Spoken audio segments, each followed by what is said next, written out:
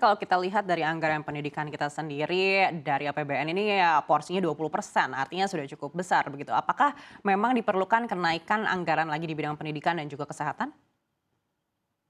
Ya, menurut saya harus diproyeksikan naik. Kalau boleh saya usulkan itu double semuanya. Ya, kenapa seperti itu? Karena sebetulnya yang membuat ini masalah adalah karena kalau kita lihat berapa sih belanja kita dari PDB, belanja kita di PDB itu hanya sekitar 13-14%. Jadi kalau 20% dari situ, seperlima dari situ berarti kita sekitar 2,6 ya sampai 2,8% PDB belanja pendidikan kita. Belanja pendidikan kita masih di sekitar itu. Kita harapkan dia di 5% lah dari PDB nantinya. Jadi double. Demikian juga belanja kesehatan kita adalah sekitar 1,2% PDB. Mungkin juga perlu ya menjadi 2,5-3% PDB. Jadi memang kalau kita mau ingin mencapai negara yang maju nantinya, menurut saya dalam 5 tahun ke depan, kalau boleh ya, dan menurut saya itu seharusnya bisa menjadi program dari presiden yang akan datang, yaitu mendouble baik itu belanja pendidikan dan belanja kesehatan. Tapi yang lebih penting lagi adalah mereka double itu dan harus dibelanjakan secara efektif. Itu penting juga itu. Jangan hanya di double terus bocor kemana-mana. Jadi di double dan digunakan secara efektif, ya, sehingga kita mendapatkan manusia-manusia ya yang berkualitas nantinya. Kalau ke depan ini persaingan di dunia ini adalah persaingan antara manusia berkualitas, bukan persaingan di sumber daya alam, tapi bersaing di dalam sumber daya manusia yang berkualitas. Pak Raden, apa yang dimaksud dengan dibelanjakan secara efektif? Apakah artinya selama ini belanja pemerintah di bidang pendidikan dan kesehatan ini sebenarnya kurang efektif menurut Anda? Eh, Memang harus diakui masih ada kekurangan sana sini di dalam belanja pendidikan dan kesehatan. Saya pikir kita semua sadar akan itu. Itulah sebabnya kalau kita lihat baru-baru ini di Undang-Undang Omnibus Law Kesehatan, dan Menteri Kesehatan waktu itu mengusulkan satu undang-undang dan sudah diterima oleh DPR.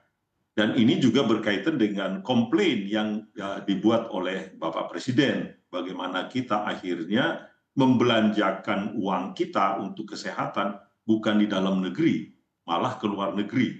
Jadi terjadi devisa yang keluar dari dalam negeri.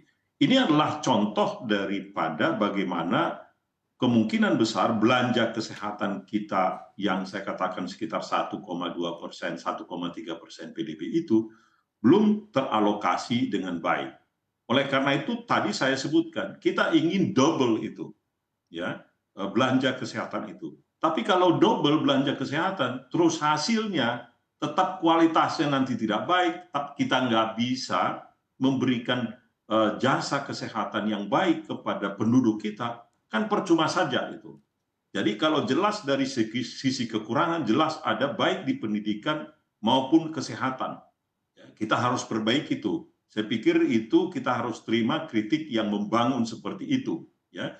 Dan tentu seperti yang saya sebutkan tadi, kualitas dari kesehatan, kualitas dari pendidikan kita yang relatif masih kurang dibandingkan dengan negara-negara artinya menengah dan atas, menengah yang artinya menjadi saingan kita nantinya untuk bisa keluar dari middle income trap, ya kita harus perbaiki itu.